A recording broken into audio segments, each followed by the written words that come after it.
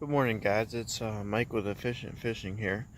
So, I am going to try something new today. So, I have what you call a swimming dinger. Alright, so this swimming dinger is what this in this package here. This is made by Yum. And I'm going to go ahead and take one out here real quick. Take it out here and show you guys what exactly it looks like here. So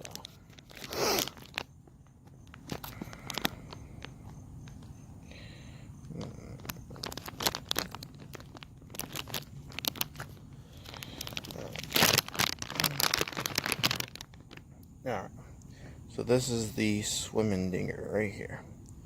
This is what it looks like. It's pretty much a dinger, and it has a little tail at the end of it. So that's pretty much what it's gonna look like. I'll go ahead and stick it on the pole to show you guys what it looks like.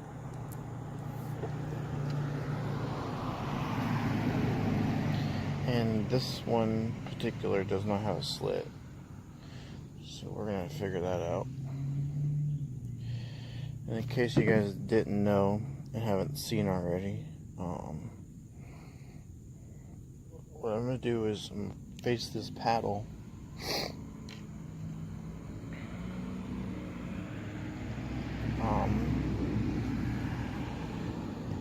towards the inner. So the paddle towards the inner. Go up in the worm. Break it through there. Push it all the way up to the top of my hook. And then I'm going to push this back through with a little bit of that popping out at the back side there. So this is pretty much the end result of what you're gonna get. So, but alright, so I'm gonna take this over to the pond and see if we get any hits off of this. This is our new product that we're trying today. Like I said, this is called the Swimming Dinger by Yum. Alright guys, so I've made it out to the pond here, and before we even really made it here, there's a lot of activity going on in the water. Literally right in front of me there was, in this corner here, something splashing, so I'm just going to toss it right there. Didn't go very far for some reason, but it's there.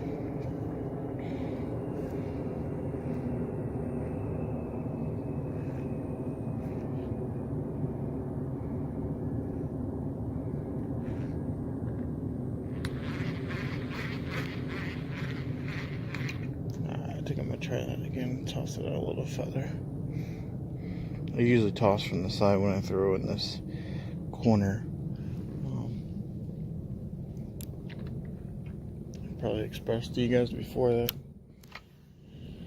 a lot of luck in the corner over here.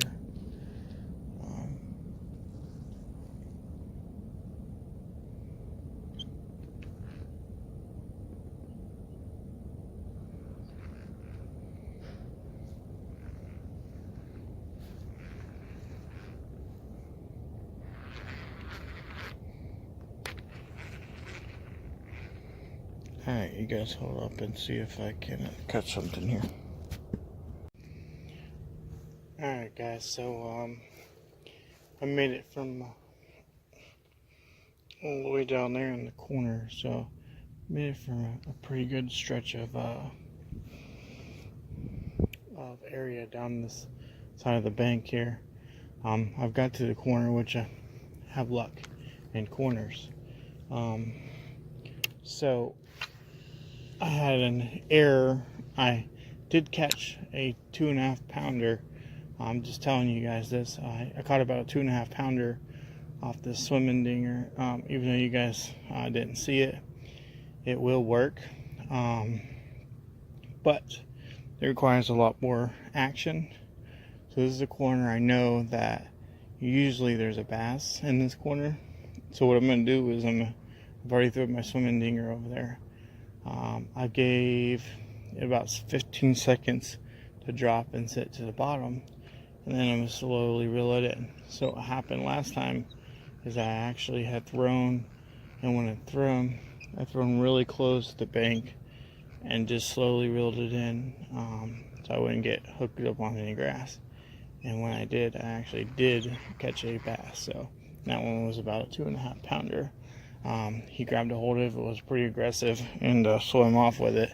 And that was actually a pretty fun fight. So I'm not having a ton of luck on this swimming dinger, but I did catch one bass so far. Unfortunately, you guys didn't get to see it, and that sucks really bad. So what I'm going to do is I'm going to go actually switch over to my regular dinger right now and throw it right back in the same spot and see if there isn't something there. See, the approach of this swimming dinger is it kind of has it doesn't really drop like a worm. It kind of sinks to the bottom, where the worm kind of does this number. And this one is more, you throw it out there and you reel it in slowly. So we're going to switch over and just to see if there's anything in this corner, okay? Okay, guys. So there it is. I switched back over. And we're going to find out together. I'm just going to toss this right back over in this corner. Not exactly where I wanted it, but like I said, we're gonna find out together if there's anything in this corner. I'll probably reel it back in, throw it very closer to the bank. But trying to be quiet because these bass are actually pretty sensitive. You spook them, that's it.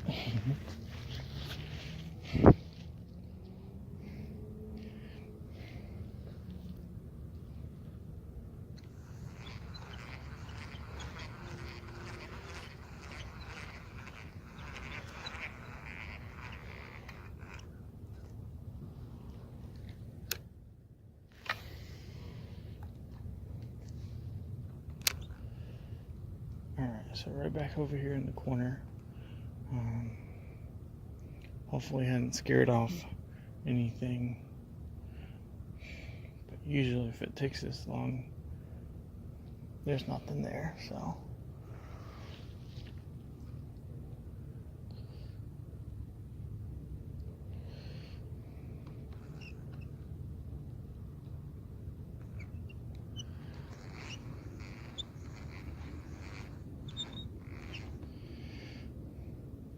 Alright guys, so I'm going to go ahead and walk down the bank a little bit and see if I can't hook up on something and let you guys know how long it took before I got something biting here. Okay guys, so I hooked up on a really small little bass here as I was pulling in here. Little guy here.